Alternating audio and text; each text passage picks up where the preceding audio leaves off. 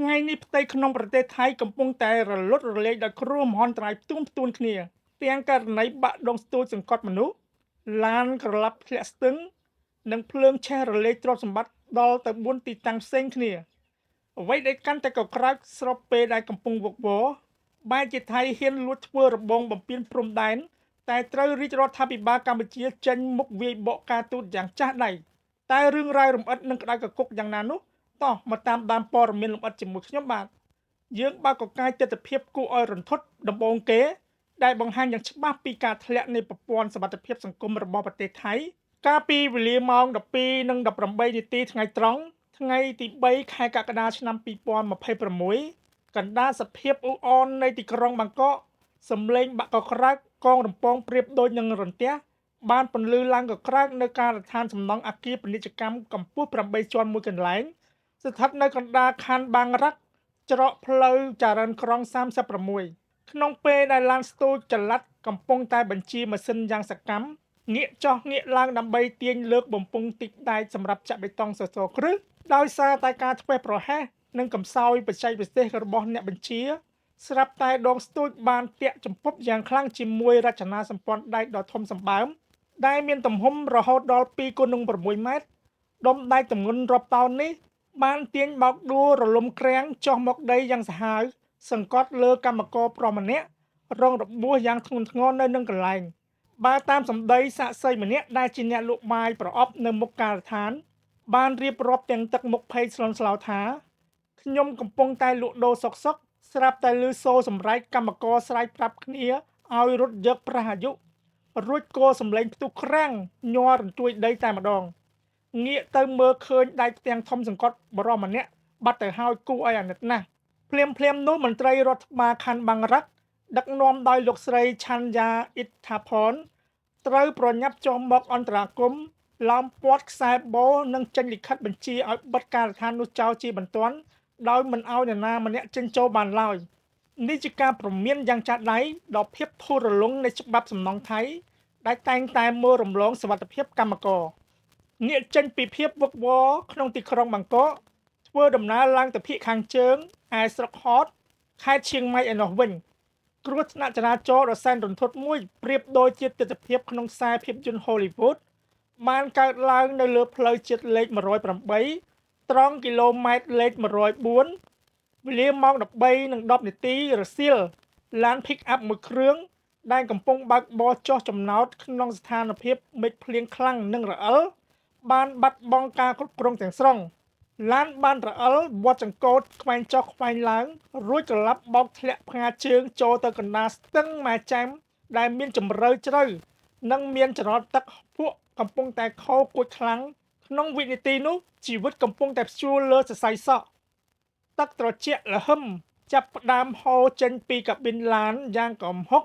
អ្នកបើកបរដែលជាបុរសអាយុ30ឆ្នាំបានប្រើកម្លាំងបាយចុងក្រោយ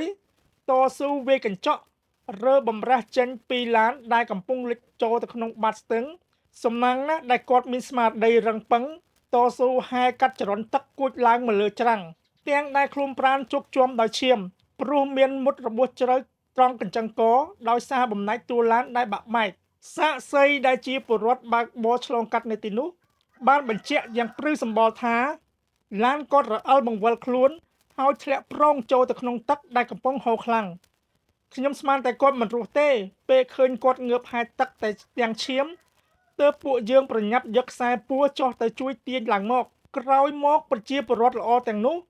បានជួយសង្គ្រោះទាញគាត់ឡើងមកលើគោកនិងប្រញាប់ទេហៅឡានពេទ្យមកដឹកទៅសង្គ្រោះបន្ទាន់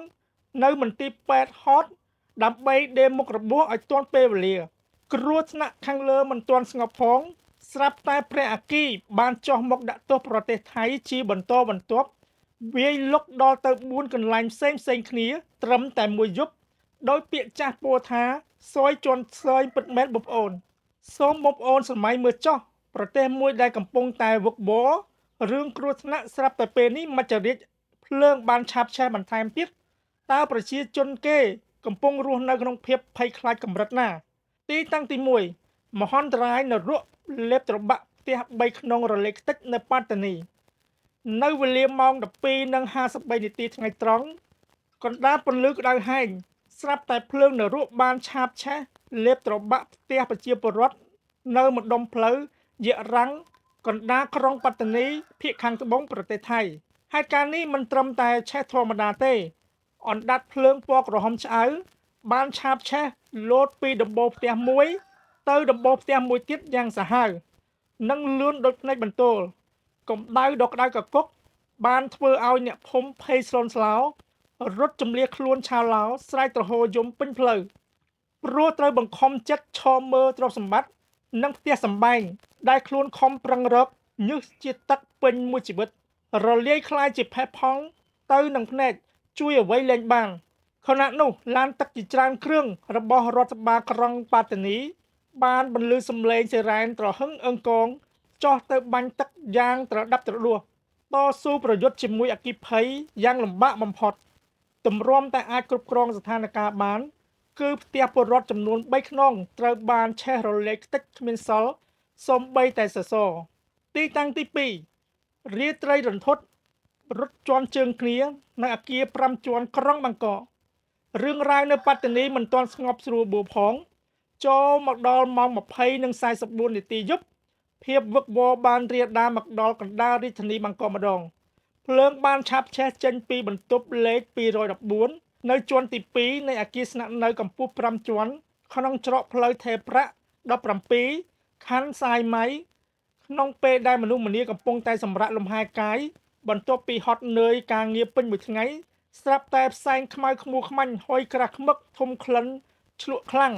បានហុយត្រឡោមពីពេញច្រករបៀងអគារទាំងមូលស្ថានភាពពេលនោះគឺវឹកវរគួរឲ្យរន្ធត់ខ្លាំងណាស់ធ្វើឲ្យមនុស្សម្នារាប់រយនាក់ទាំងចាស់ទាំងក្មេងភ័យស្លន់ស្លោ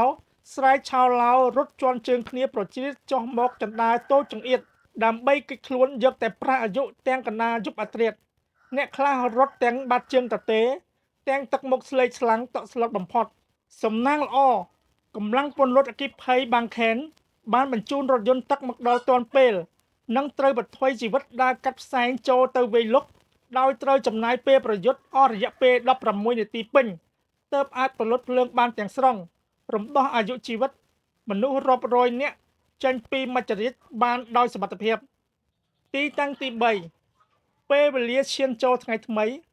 គ្រាន់តែត្រនិចនាឡិកាចង្អុលចំម៉ោង00និង1នាទីរំលងអាធ្រាត្រភ្លាមសេចក្តីស្ងប់ស្ងាត់ត្រូវបានបំបែកផ្សែងខ្មៅក្រាស់ខ្មឹកខ្មួខ្មាញ់ហាក់ដូចជាបិសាចងងឹតបានផ្ទុះហុយចេញយ៉ាងកងរំពងពីបន្ទប់ម៉ាស៊ីនក្បាលរថភ្លើងមួយគ្រឿងដែលកំពុងចតនៅក្បែរវត្តមគ្គសានលើដងផ្លូវភេទបុរីកណ្ដាលខណ្ឌរាជធាវីហេតុការណ៍នេះបានបង្កការភ្ញាក់ផ្អើលនិងរន្ធត់យ៉ាងខ្លាំងដល់ប្រជាពលរដ្ឋថៃដែលរស់នៅក្បែរនោះព្រោះប្រសិនបើរថភ្លើងដ៏ធំនេះបានផ្ទុះឡើងវានឹងបង្កមហន្តរាយដ៏អាក្រក់មិនខានភ្លាមនោះកងកម្លាំងពលរដ្ឋអគ្គិភ័យប្រចាំស្ថានីយ៍ព្យាថៃបានពន្លឺសំឡេងសិរ៉ែនបំបែកភាពស្ងាត់ជ្រងំនៃរាត្រីសម្រុកទៅអន្តរាគមន៍យ៉ាងតក់ក្រហល់ពួកគេត្រូវប្រថុយប្រឋានបាញ់ទឹកទប់ស្កាត់ផ្សែងនិងកម្ដៅរហូតដល់ម៉ោង00:43នាទីទើបស្ថានភាពអាចស្ងប់ស្ងាត់ទៅវិញទស្សនវិជ្ជានេះមិនត្រឹមតែជាគ្រោះអាសន្នទេតែវាសបញ្ជាក់យ៉ាងច្បាស់ក្រឡែតអំពីភាពទ្រុឌទ្រោមកង្វះការថែទាំនិងហានិភ័យខ្ពស់នៃហេដ្ឋារចនាសម្ព័ន្ធផ្លូវដែករបស់ប្រទេសថៃដែលកំពុងតែគំរាមកំហែងដល់អាយុជីវិតអ្នកធ្វើដំណើររាល់ថ្ងៃរឿងរ៉ាវនេះមិនចប់ត្រឹមនេះទេបងប្អូននៅវេលាម៉ោង3:00នាទីទៀបភ្លឺនាថ្ងៃទី4ខែកក្កដាខណៈដែលមនុស្សម្នាកំពុងតែលង់លក់ក្នុងដំណេកយ៉ាងស្កប់ស្កល់មច្ចរិតភ្លើងបានប្រមូលផ្ដុំកម្លាំងឆាបឆេះផ្ទះល្វែងអាជីវកម្មចំនួន2ជាន់នៅក្នុងច្រកភេទកាសែម4ខណ្ឌបាងកកយ៉ៃយ៉ាងសាហាវឃោរឃៅបំផុតអណ្ដាតភ្លើងពណ៌ក្រហមឆ្អៅបានហក់លេបជញ្ជាំងផ្ទះនិងដំបូលយ៉ាងលឿនស្លេវព្រោះផ្ទះនេះគឺជាអតីតហាងលក់កង់ដែលផ្ទុកទៅដោយសម្បកកង់កៅស៊ូនិងគ្រឿងជ័រចាស់ៗរាប់កំណរវត្ថុទាំងនេះប្រៀបដូចជាសាំងចាក់ស្រោចពីលើអស់អញ្ចឹងវាគឺជាស្ថានភាពបង្កាត់ភ្លើងយ៉ាងសាហាវ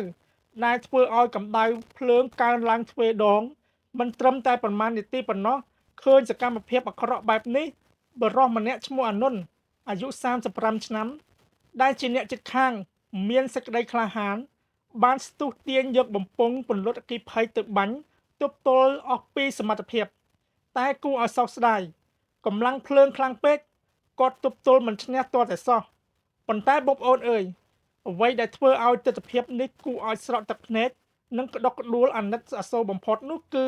ម្ចាស់ផ្ទះកំសត់រូបនេះគឺដូនចាស់ជរាអាយុ75ឆ្នាំដែលស្នាក់នៅកណ្ដាលផ្ទះតែម្នាក់ឯងក្នុងភាពងងឹតសូន្យសងលាយឡំនឹងក្លិនផ្សែងកៅស៊ូឆ្លក់ដូនចាស់បានដឹងខ្លួនឡើងទាំងតក់ស្លុតរត់ចេញមកក្រៅទាំងប្រាស់អាយុទាំងបាត់ជើងតទេរួចផុតពីសេចក្តីស្លាប់ត្រឹមតែមួយប្រព្រឹត្តភ្នែកប៉ុណ្ណោះប៉ុន្តែអ្វីដែលឈឺចាប់គឺគាត់ត្រូវបង្ខំចិត្តឈរស្រក់ទឹកភ្នែកមើលផ្ទះនិងទ្រព្យសម្បត្តិដែលគាត់ខិតខំរកមួយជីវិតត្រូវរលាយคล้ายជាផេះផង់នៅក្នុងភ្នែកជួយអ្វីលែងបានចំណែកឯកម្លាំងពលរដ្ឋអគ្គិភ័យបានចុះមកដល់ត្រូវឈរមើលដោយភាពលំបាកនិងហួសចិត្តជាទីបំផុតព្រោះតំបន់នោះมันមានប្រភពទឹកសម្រាប់បាញ់សង្គ្រោះទាល់តែសោះពួកគេត្រូវខំប្រឹងប្រែងស្វែងរកប្រភពទឹកពីចម្ងាយដោយចំណាយពេលជាង20នាទីទើបអាចពន្លត់ភ្លើងរលត់តែអ្វីៗហួសពេលទៅហើយផ្ទះទាំងមូលត្រូវរលាយអស់គ្មានសល់សូម្បីតែដំបូលនេះហើយគឺជាភាពទន់ខ្សោយនៃប្រព័ន្ធសុវត្ថិភាពនៅថៃដែលបណ្ដាលឲ្យប្រជាពលរដ្ឋរងគ្រោះយ៉ាងវេទនាបងប្អូនប្រិយមិត្តស្របពេលដែលប្រទេសថៃកំពុងតែរលត់រលាយនិងវឹកវរផ្ទៃក្នុងងើបមុខមិនរួចកងទ័ពថៃបែរជាឆ្លៀតឱកាសមកលេងល្បិចកខ្វក់បញ្ចាំងសាច់ដុំคล้ายៗនៅតាមព្រំដែនកម្ពុជាយើងទៅវិញកាលពីពេលថ្មីៗនេះកងទ័ពជើងទឹកថៃដឹកនាំដោយកងបញ្ជាការការពារព្រំដែនចន្ទបុរីនិងត្រាតបានប្រម៉ែប្រមូលកម្លាំងរួមសហការជាមួយពលរដ្ឋរបស់គេសម្រុកមកកសាងរបងលួសបន្លាយ៉ាងក្រាស់ឃ្មឹកកាត់ទទឹងព្រំដែនសកម្មភាពនេះធ្វើឡើងនៅចន្លោះបង្គោលសីមាលេខ51និង52ស្រុកពមនិងរនខេត្តចន្ទបុរីអ្នកនាំពាក្យកងទ័ពជើងទឹកថៃលោកស្រីឧត្តមនាវីត្រីបារតរតនឆៃផាន់បានចេញមុខមកប្រកាសយកលេសយ៉ាងរលូនថាការធ្វើរបងនេះគឺទប់ស្កាត់ការលួចឆ្លងព្រំដែននិងបទល្មើសផ្សេងៗប៉ុន្តែសំទោសកម្ពុជាយុគសម័យនេះមិនមែនជាកម្ពុជាដែលថៃអាចធ្វើបានតាមចិត្តឡើយកាលពីថ្ងៃទី3ខែកក្កដាឆ្នាំ2026ក្រសួងការបរទេសនិងសហប្រតិបត្តិការអន្តរជាតិនៃព្រះរាជាណាចក្រកម្ពុជាបានចេញសេចក្តីថ្លែងការណ៍ផ្លូវការកាលពីថ្ងៃទី3ខែកក្កដាឆ្នាំ2026ក្រសួងការបរទេសនិងសហប្រតិបត្តិការអន្តរជាតិនៃព្រះរាជាណាចក្រកម្ពុជាបានចេញសេចក្តីថ្លែងការណ៍ផ្លូវការមួយដោយរងើកភ្លើងកម្ពុជាបានចេញមុខតវ៉ាយ៉ាងដិតណាត់និងថ្កោលទោសយ៉ាងខ្លាំងក្លាចំពោះការឈ្លានពានរបស់កងកម្លាំងប្រដាប់អាវុធថៃដែលបានលួចសាងសង់ដោយឯកតោភាគីកាលពីថ្ងៃទី1កក្កដានៅតំបន់ដំរែចន្លោះខេត្តព្រះវិហារនិងតំបន់ដំរែស្រុកត្រពាំងប្រាសាទខេត្តឧត្តរមានជ័យកម្ពុជាបានវាយបកផ្លូវច្បាប់យ៉ាងចាស់ដៃដោយបញ្ជាក់ប្រាប់ថៃនិងសហគមន៍អន្តរជាតិយ៉ាងច្បាស់ថាទង្វើរបស់ថៃនេះគឺជាការរំលោភបំពានអធិបតេយ្យភាពនិងបូរណភាពទឹកដីខ្មែរយ៉ាងកក្លឿនវាបានបំពានទាំងស្រុងទៅលើស្មារតីនៃកិច្ចប្រជុំ GBC លើកទី3ព្រមទាំងរំលោភបំពានយ៉ាងធ្ងន់ធ្ងរមាត្រា5អនុសារណៈនៃការយោគយល់គ្នាឆ្នាំ2000កម្ពុជាបានទាមទារយ៉ាងដាច់អហង្ការឲ្យថៃបញ្ឈប់សកម្មភាពនិងរុះរើសំណង់ទាំងនោះចេញជាបន្ទាន់បងប្អូនជាទីគោរពប្រទេសថៃកំពុងតែប្រឈមមុខនឹងវិបត្តិសន្តិសុខផ្ទៃក្នុងកម្រិតធ្ងន់ធ្ងរដែលធ្វើឲ្យប្រជាជនថៃបាត់បង់ទំនុកចិត្តដូច្នេះការបញ្ចេញសកម្មភាពសាងសង់របងជើងទឹកនៅព្រំដែនគ្រាន់តែជាល្បិចបង្វែរចំណាប់អារម្មណ៍របស់ប្រជាជនថៃនិងចង់សាកល្បងចិត្តថ្នាក់ដឹកនាំកម្ពុជាប៉ុណ្ណោះប៉ុន្តែថៃគិតខុសស្រឡះការដែលកម្ពុជាមិនប្រើប្រាស់កម្លាំងបាយតែបែរជាប្រើប្រាស់យន្តការច្បាប់អន្តរជាតិមកវាយបកគឺផ្ទះកំភ្លៀងយោធាថៃកណ្ដាលមុខយ៉ាងចាស់ដៃវាធ្វើឲ្យកងទ័ពថៃក្លាយជាជនល្មើសច្បាប់អន្តរជាតិបាក់មុខលើឆាកអាស៊ានគ្មានពាក្យអាចតវ៉ាដោះសារបានឡើយនេះគឺជាការជ័យជំនះផ្នែកការទូតដ៏ត្រចះត្រចង់របស់ព្រះរាជាណាចក្រកម្ពុជាយើងបងប្អូនជនរួមជាតិព្រឹត្តិការណ៍ថ្ងៃនេះពិតជាកក្រើកនិងក្តៅកគុកមែនទែន តើបងប្អូនយល់យ៉ាងណាចំពោះភាពវឹកវររលត់រលាយរបស់ថៃនិងចំណាត់ការផ្លូវទូតដ៏ម៉ឺងម៉ាត់របស់ក្រសួងការបរទេសយើងសូមបងប្អូនជួយបញ្ចេញមតិនៅខាងក្រោមនេះទាំងអស់គ្នាសូមបងប្អូនកុំភ្លេចជួយចុច Like Share និង Subscribe និងដាក់កញ្ញាកណ្ដឹងដើម្បីទទួលបានព័ត៌មានថ្មីៗមុនគេសម្រាប់ពេលនេះខ្ញុំបាទសូមអរគុណសូមគោរពលា